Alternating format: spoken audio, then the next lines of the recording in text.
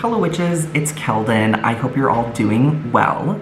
Tonight I wanted to make a video talking more about the use of folklore in traditional witchcraft, specifically the folklore coming out of the witch trials. This is a really important topic and one that gets people feeling all kinds of ways. What I mean by that is people are often very quick to point out that the accused witches, those who were executed, were not actual witches, right? They were not actual practitioners of witchcraft.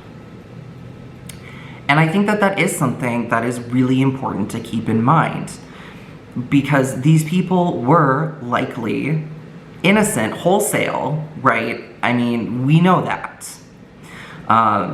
There are some cases where it appears the accused were maybe practicing some type of folk magic, but they were definitely not practicing witchcraft, especially by today's standards. That being said, we can't throw the baby out with the bathwater, and I think, unfortunately, that's what people tend to do a lot of the times. They tend to say, well, you know what, all of that is just garbage, and we don't need to pay attention to it. The problem with that is it shows a lack of understanding of how modern witchcraft came to be.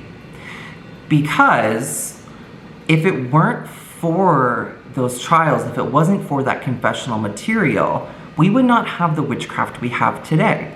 Because whether or not people realize it, or whether they want to believe it or accept it, a lot of what we do comes from that folklore.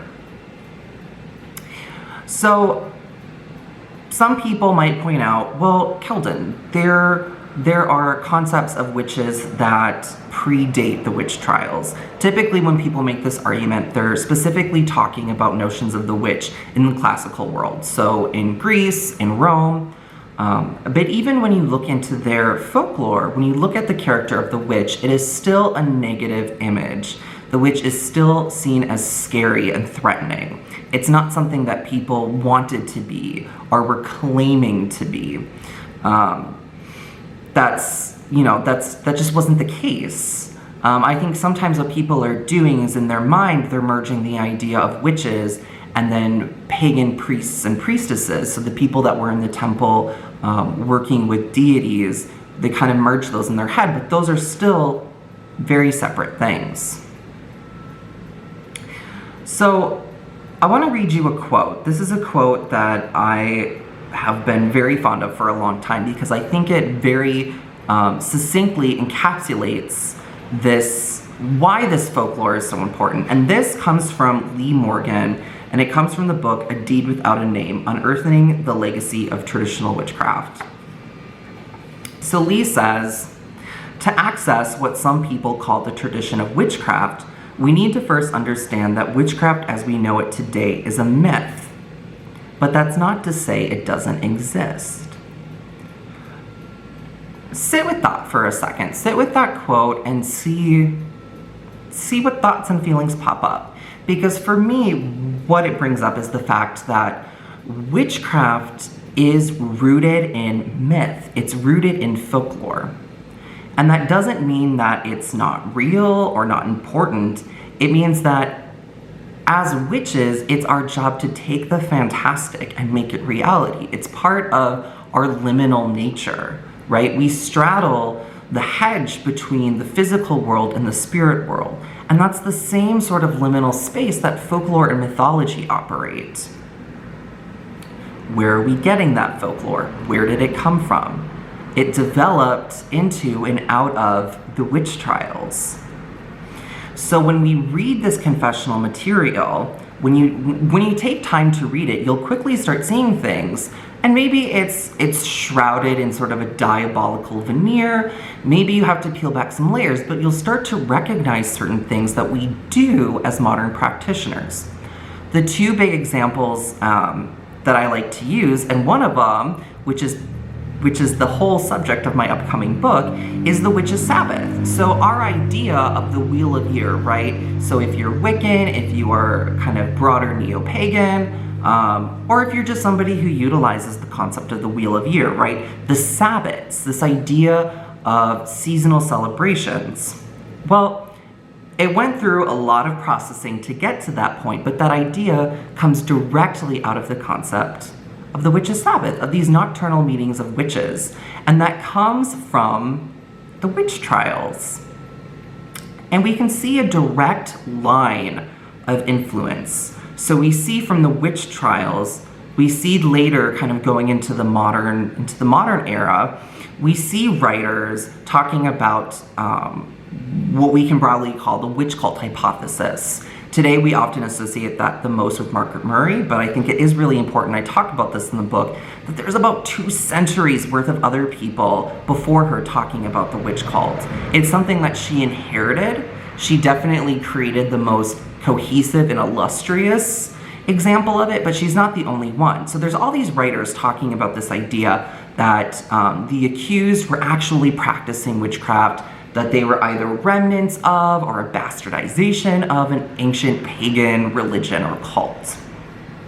Well, Murray's work, specifically talking about Murray right now, her work, while it was debunked, played a direct role in influencing people like Gerald Gardner, right? So, and Gerald Gardner then creates this idea of the Wheel of Year, of these seasonal Sabbats. Another more kind of simple example is the idea of covens. That comes directly from trial transcripts. So if we didn't have those things, right, if we didn't have that folklore, what would our witchcraft look like today? Would it even exist? I think that's a very fair question, and some people might kind of balk at that and be like, of course it would exist, but would it? And if it did, it would probably look very, very different than what we have today. So circling back to this idea of, okay, we have these confessions, and we know that these people were tortured, right? A lot of times, these people their confessions were extracted using torture. And there is a common misconception that some witches confessed freely, and maybe that is the case in certain places. The one that's cited the most is Isabelle Gowdy. People will say, well, Isabelle Gowdy, she freely confessed, she wasn't tortured. But sometimes what people miss is that during this time and in certain areas, torture was only considered kind of a specific thing, right?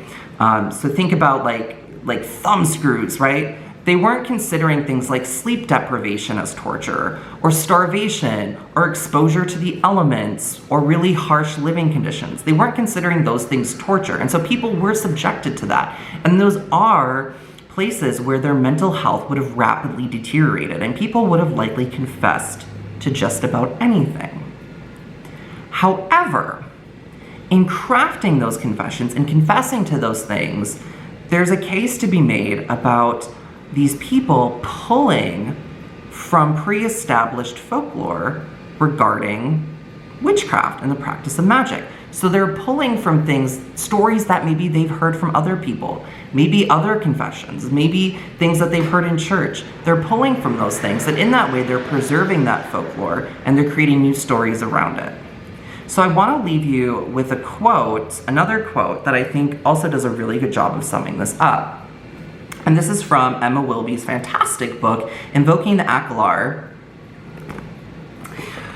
Emma Wilby says, "We must assume that when crafting their accusations of benign aquelarre festivities, suspects drew on the gossip and propaganda surrounding the nocturnal meetings of witches that circulated in the region, both before and during the witch prosecutions."